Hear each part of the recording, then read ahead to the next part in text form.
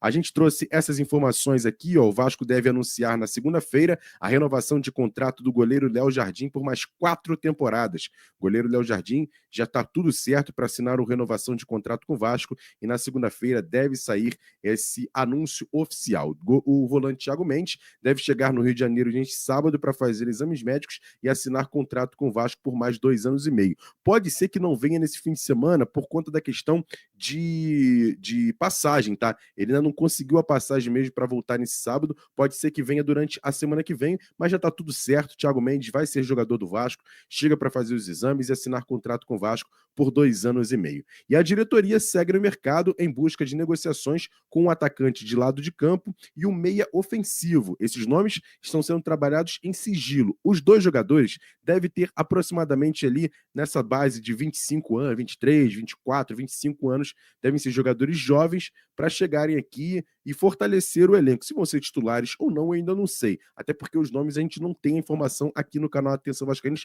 e nem no canal Ave Mais. Mas quando a gente souber, a informação é essa, que o Vasco vem negociando com negociações em andamento com 2 jogadores, um atacante de lado de campo e um meio ofensivo, que deve ser ali uma sombra para o Felipe Coutinho, que vai precisar muito. E por falar em Felipe Coutinho, hoje o Vasco divulgou a renovação de contrato com esse atleta, um jogador importantíssimo para o Vasco. O Vasco divulgou desse jeito no seu site. O Vasco acerta a renovação de Coutinho por mais uma temporada. A magia continua. O Vasco da Gama acertou a transferência em definitivo do meia Felipe Coutinho junto ao Aston Villa da Inglaterra. O cria da base forte assinou um novo vínculo com o Gigante da Colina por mais uma temporada até o final de junho de 2026. Ou seja, na verdade, se foi até o fim de junho de 2026, isso mesmo, um ano, a novidade estará nas costas da camisa do craque, que passará a utilizar o número 10, informação que eu trouxe em absoluta primeira mão lá nas redes sociais. E aí disse o Coutinho: renovar meu contrato com o Vasco é um momento de muita felicidade. O Vasco é minha casa, é o lugar onde fui criado, estudei, cresci e que eu e minha família amamos. Ou seja, um ano de muito trabalho com essa camisa junto com os meus companheiros, disse o cria. Coutinho retornou ao Vasco da Gama em junho de 2024, após 14 anos de sucesso exterior, onde defendeu camisas de Internacional, Espanhol, Liverpool, Barcelona, Bayern de Munique, Aston Villa e Al Rain do Catar. O novo camisa 10 vascaíno chegou em São Januário em 99, aos 7 anos de idade, e sempre chamou muita atenção pelo talento e habilidade. Foi campeão e convocado para todas as categorias de base da seleção brasileira até estrear nos profissionais em 2009. Em 2010, marcou seus primeiros gols no time principal na goleada por 6-0 contra o Botafogo no Newton Santos e se despediu em junho daquele mesmo ano com 44 jogos disputados e 5 gols marcados. Desde o retorno, disputou também mais 44 jogos, onde balançou as redes em 8 oportunidades. Ao todo, são 88 jogos com a camisa do Cruz Maltino e 13 gols marcados. Eu vou colocar aqui o vídeo divulgado pelo Vasco nas redes sociais do anúncio de Felipe Coutinho, reforço do Vasco. Reforço que eu digo, um reforço interno, mas vai jogar mais uma temporada, pelo menos no Vasco. Mas eu acho que agora a situação de Felipe Coutinho vai ser eterna e vai até a aposentadoria dele no Vasco. Pelo menos assim eu espero. Vamos ver o vídeo aqui, junto comigo aqui no canal Ave Mais.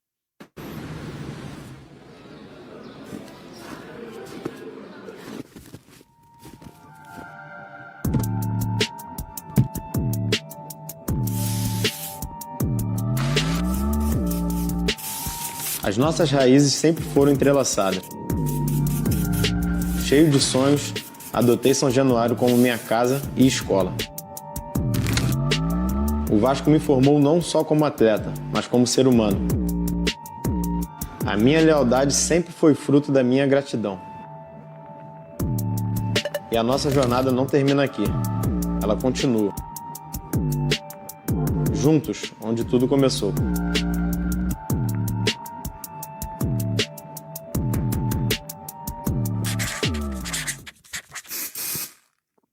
Muita gente pergunta assim: Azevedo, eu recebo muito essas perguntas nos comentários, nas lives.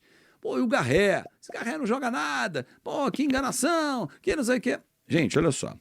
O técnico Fernando Diniz está conhecendo um pouco mais de perto alguns jogadores, dentre eles o Garré. Em várias entrevistas, o Diniz já foi muito claro, né? Ele, pós-jogo, ele sempre falava, quando questionado sobre o Garré, dizia: olha, eu não tive muitas informações, não vi muito sobre ele, mas quero observar um pouco mais de perto, o que é legítimo, o que é honesto da parte do próprio Diniz fazê-lo, né? E é isso que ele está fazendo. Durante esse período de treinamentos, né, até o jogo oficial, dia 12, contra o Botafogo, atenção, torcedor, dia 12, lá em Brasília, o Vasco tem o amistoso amanhã, lá em Natal, diante do Montevideo Wanderers, do Uruguai. O Garré é um jogador que vem sendo observado, mas a leitura que é feita dentro do Vasco da Gama é a seguinte: o Garré não tem aquela intensidade, não é o lado de campo, foi até utilizado muito pelo Carille do lado direito, mas não tem essa intensidade. Ele é mais para jogar por dentro, podendo ser um substituto ao Felipe Coutinho, né, naquela função, mas com uma dinâmica diferente. Então o Garré está sendo reposicionado, vamos dizer assim, dentro do elenco, para que encontre o espaço.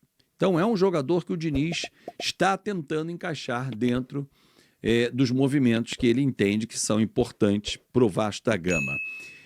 Zagueiro, gente, tem muita gente falando assim, pô, o Vasco vai contratar um zagueiro. Não vem zagueiro. A não ser que tenha uma grande oportunidade de negócio, ou o Luiz Gustavo saia, ou um dos Lucas seja negociado, mas fora isso, foco do Vasco é volante e atacante lá de campo. Esses são os focos nessa janela de transferência, até porque não há muito recurso. Então você tem que ser direto e reto e não errar o alvo. Trazer jogadores que venham ou com status titular ou para brigar para ser titular. Entendeu? Porque, por exemplo, composição de elenco, o Vasco tem. E nesse momento está ganhando duas ótimas opções para compor o elenco e já brigar daqui a algum tempo, não sei se nesse semestre ainda, pela vaga titular. Falo do David, o DVD, e o Estrela. Um pouco mais avançado do que o outro. Aliás, jogadores que o presidente Pedrinho se identifica muito, né? E o Vasco hoje tem um olhar muito humano sobre esses atletas que vêm de grave contusão. Casos também do Paulinho, do Jair, agora o David que está recuperado, o Estrela também, o próprio Adson. Porque assim, torcedor, ninguém gosta, nenhum profissional sério, gosta de ficar fora da sua área de trabalho. Eu não sei qual é a sua área de trabalho, você pode até escrever aqui no comentário, mas você se imagina ficando 5, 6, 7, 8, 9 meses sem poder exercer a sua profissão? Claro que você vai ficar incomodado.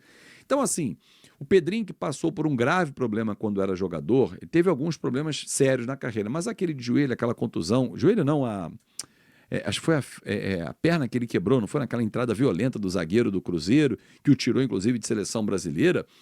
Isso fez com que o Pedrinho humanizasse mais a relação presidente-jogador. Isso é muito legal, porque isso aproxima o atleta. O atleta é um ser humano. Eu aqui faço várias críticas e começo a entender também que algumas fogem do tom e procuro trazer um pouquinho mais para cá.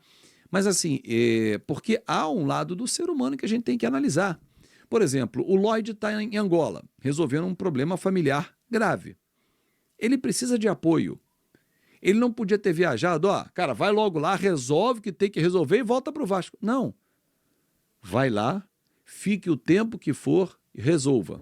Tranquilo. É diferente.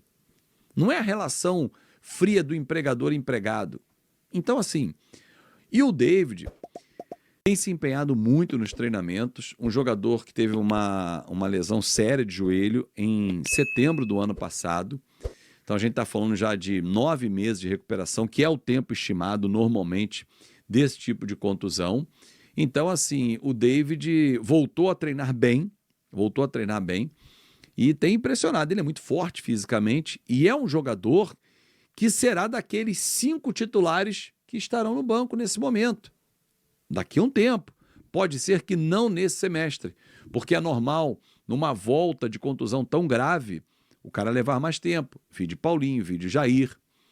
Então assim, mas se ele, digamos, está em julho, 4 de julho, daqui a 2 meses, em setembro, ele conseguiu recuperar e tal, 1 ano após a cirurgia, agora está legal.